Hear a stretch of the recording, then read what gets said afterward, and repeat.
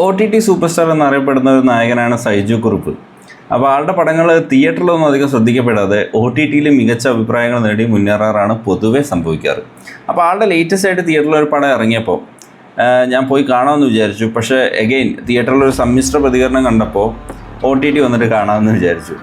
So അങ്ങനെ ആ പടത്തിൻ്റെ OTT 2 ദിവസം മുന്നേ മനോരമ മാക്സിൽ റിലീസായിട്ടുണ്ട്.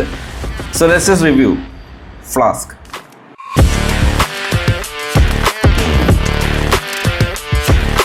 ജയ് മഹേന്ദ്രൻ എന്ന വെബ് സീരീസിൻ്റെ ഡയറക്ടറായിട്ടുള്ള രാഹുൽ റിജി നായരാണ് ഈ സിനിമ എഴുതിയതും സംവിധാനം ചെയ്തിട്ടുള്ളത്.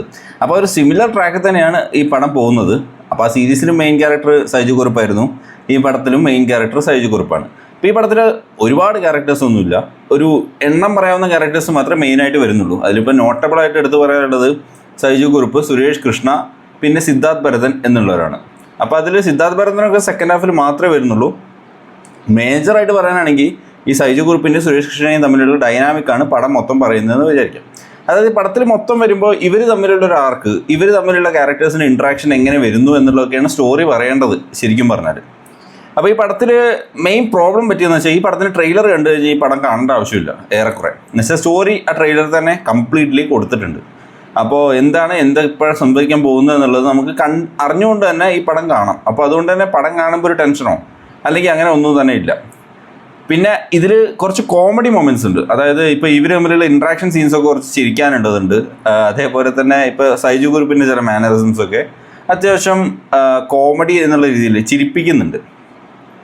പക്ഷേ എനിക്ക് വർക്കാവാത്ത ഒരു കാര്യം എന്ന് വെച്ച് കഴിഞ്ഞാൽ ഈ പടത്തിൽ ഇവർ തമ്മിലുള്ളൊരു ഇൻട്രാക്ഷൻ, അതായത് ഓവർ ദ ടൈം അവർ തമ്മിലുള്ള റിലേഷൻ എങ്ങനെ ഡെവലപ്പ് ആവുന്നു എന്നുള്ളത് കാണിക്കാതെ out of nowhere like character ഇതുവരെ ചെയ്യാത്ത രീതിയിലൊക്കെ പലതും ചെയ്തു പോകുന്നൊക്കെ ഉണ്ട്. അപ്പോൾ അതൊന്നും എനിക്ക് അങ്ങനെ തയ്ച്ചില്ല. പക്ഷേ ബാക്കി അതുവരെ കുഴപ്പമില്ലായിരുന്നു. ഈ പടത്തിൻ്റെ എൻഡിങ്ങും അത്യാവശ്യം നല്ലതായിട്ടാണ് എനിക്ക് തോന്നിയത്. ഒരു ഫീൽ ഗുഡ് എൻഡിങ്ങാണ് പടത്തിനുള്ളത്. അപ്പോൾ അതുകൊണ്ട് തന്നെ പടം കണ്ടു കഴിയുമ്പോൾ നമുക്കൊരു സന്തോഷം ഉണ്ടാവും. ഇപ്പോൾ ഈ എഴുത്തിൽ അങ്ങനത്തെ ചെറിയ ഈ ഒരു ഇഷ്യൂസ് ഉണ്ടല്ലോ, അതെ ആക്ടിങ് വഴി ഒരുവിധം കവർ ചെയ്യുന്നുണ്ട്. ഇപ്പോൾ സൈജു കുറുപ്പിൻ്റെ ആക്ടിങ് എന്ന് വെച്ചാൽ ആൾക്കൊരു നിഷ്കളങ്കത ഉണ്ട് ആ മുഖത്ത്.